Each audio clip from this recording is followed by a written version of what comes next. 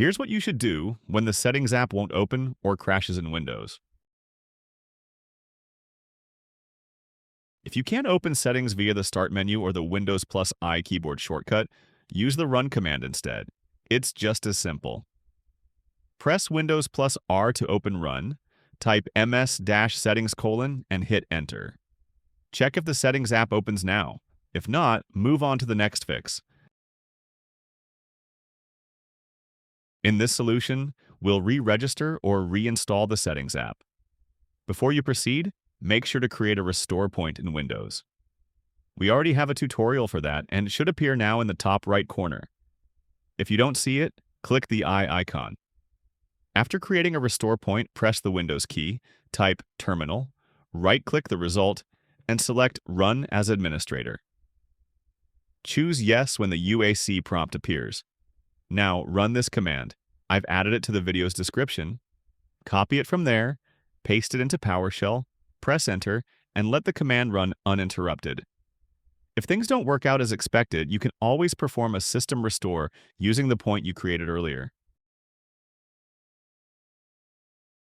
If the Settings app crashes after opening or certain sections, say the camera or microphone settings, don't load, it's likely that the Capability Access Manager service is not running. To fix that, press the Windows key, type Services, and click the top result. In here, double-click the Capability Access Manager service. Then select Automatic under the Startup Type drop-down menu, and click the Start button if the service isn't already running. Finally, click Apply and OK to save the changes.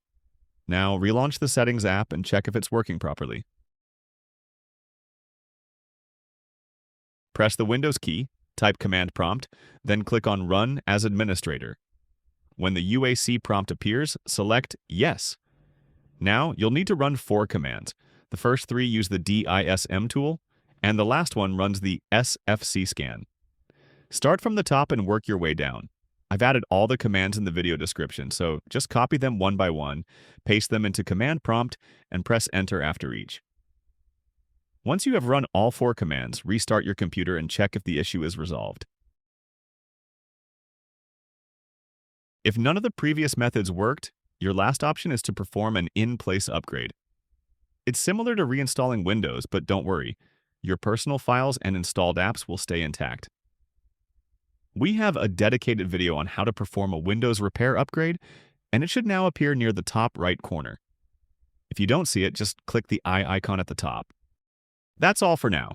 If you learned something new, hit the like button, share this video with others, and subscribe to Tech in Moments so you never miss a quick, smart tech tip again.